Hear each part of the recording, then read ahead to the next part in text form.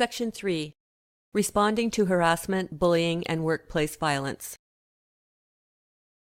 This section includes individual response to harassment or bullying, typical symptoms, nurse's response. How you experience bullying and harassment is unique to you as an individual and not necessarily the result of what had been intended. It is up to you to decide if you are being bullied or harassed because you find the behavior unacceptable. Individuals who are being bullied display a range of symptoms. It is important to recognize and determine if you are experiencing any of the following symptoms: sleeplessness, loss of appetite, loss of confidence, self-doubt, excessive double-checking of all actions, inability to relax, inability to switch off from work. Nurses respond to violence in many ways. Individual responses can depend on the nurse's personal values, physical environment, cultural and professional expectations, and personality. Some nurses respond in a non-existent, denial, or passive way, accepting that it's just part of the job, while others may be very active. Example, verbally confronting the perpetrator or even pressing charges against them. What is important is that colleagues and employers support nurses who have been the victim of abuse. It is also important that RPNs understand their own perceptions of abuse and their individual response to abuse. Dealing with bullying and harassment.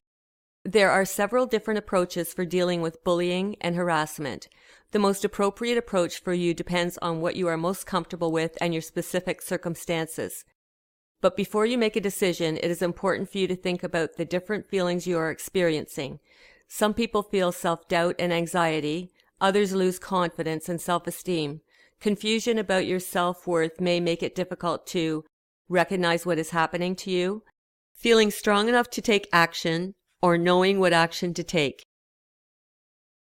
The International Council of Nurses has identified typical responses to violence in the workplace, stating that once violence occurs, treatment of injuries, if required, takes precedence. However, whether or not in need of treatment, nursing personnel tend to choose among the following responses. Avoidance.